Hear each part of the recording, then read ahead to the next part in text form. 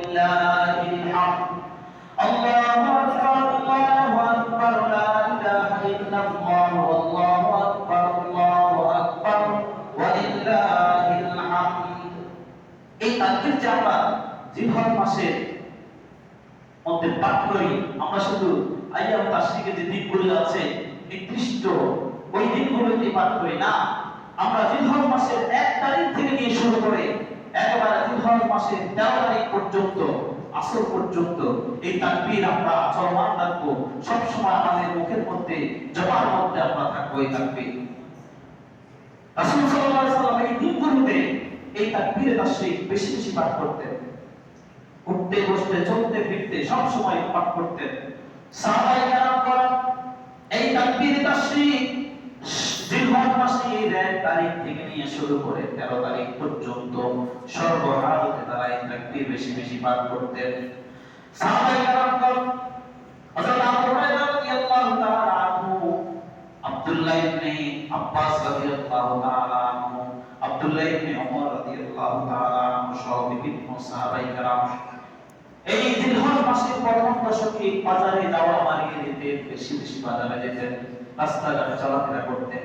যেখানে দেখতেন লোক সমাগম আছে, মানুষ চলাচল করছে, মানুষের ভিড় জমাচ্ছে, ওখানে গিয়ে চিৎকার করে করে আওয়াজ দিয়ে দিয়ে বলতেন আল্লাহু আকবার, আল্লাহু আকবার, লা ইলাহা ইল্লাল্লাহ, আল্লাহু আকবার, আল্লাহু আকবার, ওয়ালিল্লাহিল হামদ। এই তাকবীর সাহাবায়ে কেরাম পাঠ করতেন, তাদের থেকে শুনে শুনে অন্যান্য মানুষেরাও পাঠ করতেন। সুবহানাল্লাহ। তাহলে দশকের মধ্যে আমরা একবার 1 তারিখ থেকে শুরু করে সব সময় বেশি বেশি করে এই তাকবীরে তাশরিক আল্লাহু আকবার, আল্লাহু আকবার, লা ইলাহা ইল্লাল্লাহ, আল্লাহু আকবার, আল্লাহু আকবার, ওয়ালিল্লাহিল হামদ এই তাকবীর আমরা পাঠ করার জন্য চেষ্টা করব।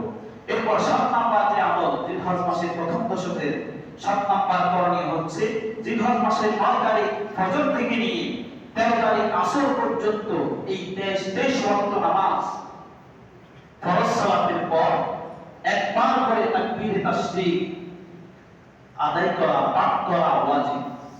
এই তাকবীরে তাশরিক প্রত্যেক ফরজ সালাতের পর জিলহজ মাসের 9 তারিখ থেকে 13 তারিখ আসর পর্যন্ত 23 ওয়াক্ত নামাজের পর আমরা পাঠ করব।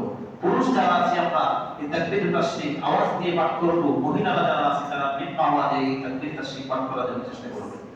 এরপর 8 নাম্বার যে আমল, 8 নাম্বার করণীয় সেটা হচ্ছে ইয়াউমে আরাফা, আরাফার দিনে রোজা রাখা। আরাফার দিন কোন দিন? হাদিস শরীফের মধ্যে রাসূলুল্লাহ সাল্লাল্লাহু আলাইহি ওয়াসাল্লাম বলেছেন আরাফার দিন হচ্ছে জিলহজ মাসের 9 তারিখ। জিলহজ মাসের